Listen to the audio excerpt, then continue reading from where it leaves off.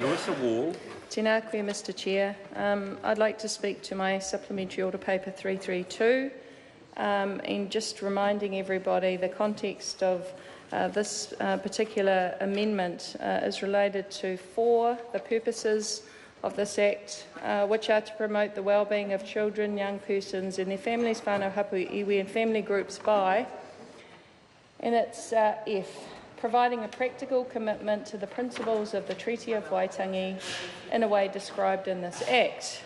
And so what my supplementary order paper seeks to do is to, provide more tools to the CEO's toolkit and the CEO of Oranga Tamariki's ability to duties of the Chief Executive in relation to the Treaty of Waitangi.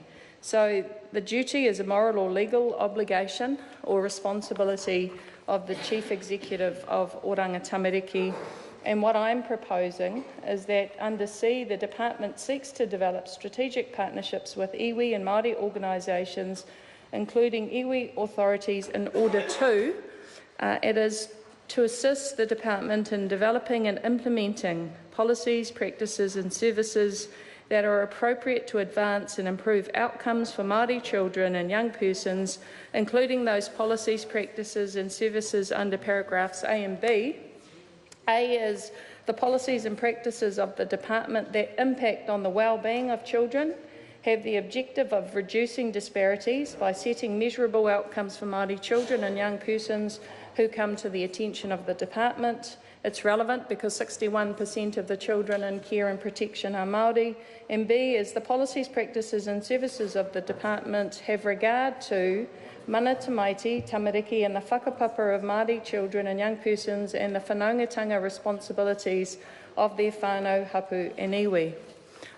The reason I believe this amendment is required because when we look at the relationship as it's outlined, it's to provide opportunities to and invite innovative proposals from, set expectations and targets to improve outcomes for Māori children, enable the robust, regular and genuine exchange of information, provide opportunities for the Chief Executive to delegate functions under this Act, provide and regularly review guidance to persons discharging functions, agree on any action both or all parties consider as appropriate. It seems to me that the relationship outlined is a contractual one. And if the Minister and if this House thinks that the treaty obligations that the Chief Executive of Child, Youth and Family or Oranga Tamariki has to exercise to provide a practical commitment to the Treaty of Waitangi, then I think we've completely misunderstood the context and relevance of the Treaty of Waitangi. The Treaty of Waitangi is a constitutional document. That constitutional document, when we look at the responsibilities that the Crown has, is about partnership, it's about how Māori participate and how we're protected within the public system. So in ensuring the Chief Executive of Oranga Tamariki has to work with Māori to develop and implement policies, practices and services is actually about how Oranga Tamariki is going to do the work that it needs to do to make sure that those 61% of children in the system who are Māori have their needs and aspirations met. I would have thought, for example, that the Chief Executive can't do this by herself. She will need a partnership with Māori organisations, which will include the iwi leaders and presumably other Māori who are interested in being involved in the care and protection of our children. So I think that this amendment then allows the Chief Executive of Oranga Tamariki to develop an entity to have a formal relationship with. I don't think that can happen otherwise, but I would have thought that we as a House, we as a Parliament would want to give the Chief Executive the tools that they need to actually provide a practical commitment to the Treaty of Waitangi. So I'm hoping the Minister is going to support this SOP and see it for what it is, which is a contribution to the debate, which I think adds value to this piece of legislation. Mr Chair, I didn't hear the Minister speak against it. She answered some questions that my colleague, the Honourable Nanaya Mahuta, brought up, but I actually think this is critical. My colleague Jacinda Ardern talked about a board. Well, I think that there should be a board that is set up by the Chief Executive to help give effect to the Treaty of Waitangi, because otherwise we're setting the Chief Executive up, actually. It'll be very difficult for her to do her job, and I think it's broader than just reducing disparities. So what, we want to go from 61% to, I don't know, 55 or 50? What's a good measure? I mean, it's bigger than that. It's bigger than that.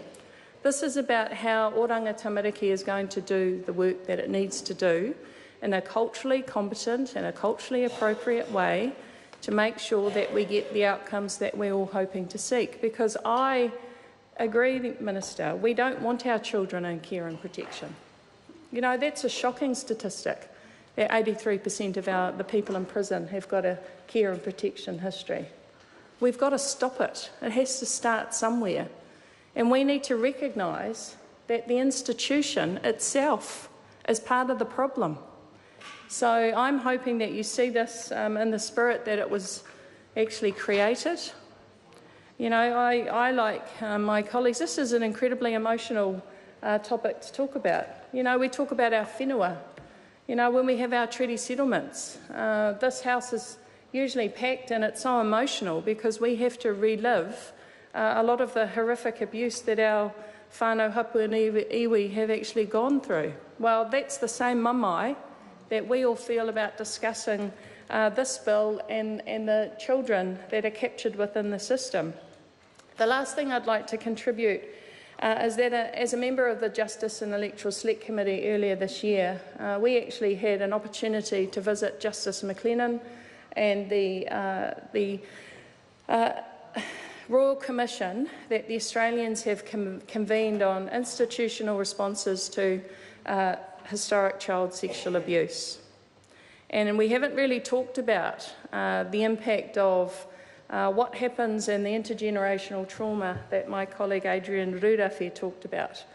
We also had an opportunity to visit with the Prime Minister's office and talk about women who have had and experienced family violence and the practices that are developing in Australia.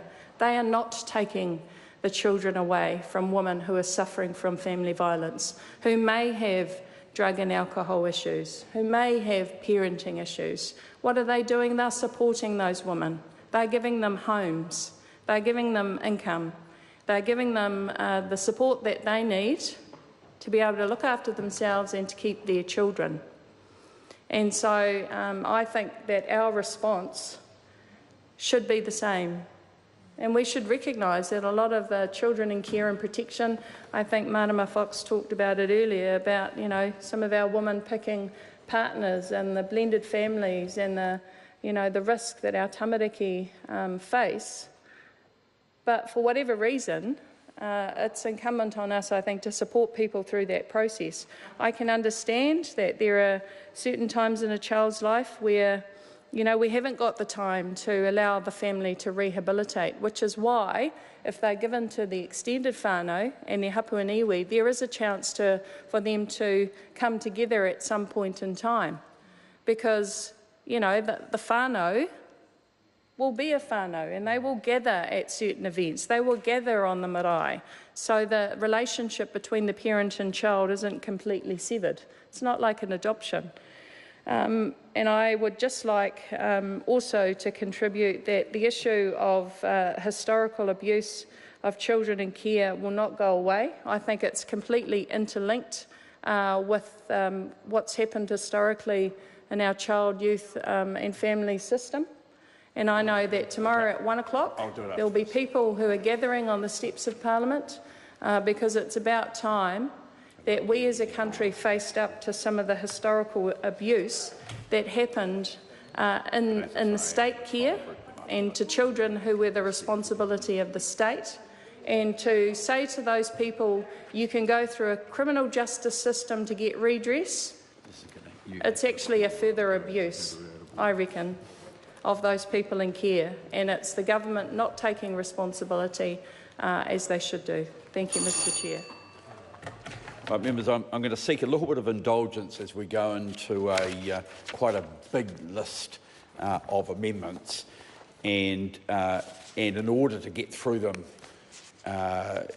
hopefully in better time, I will take them out of the normal order, so there's an ability to group them up for various approaches. But the first amendment is Carmel Cipolloni's amendment to SOP number 329, set out on SOP number 342. The question is that that be agreed to. Those of that opinion will say aye. Aye. The contrary opinion will say no. No.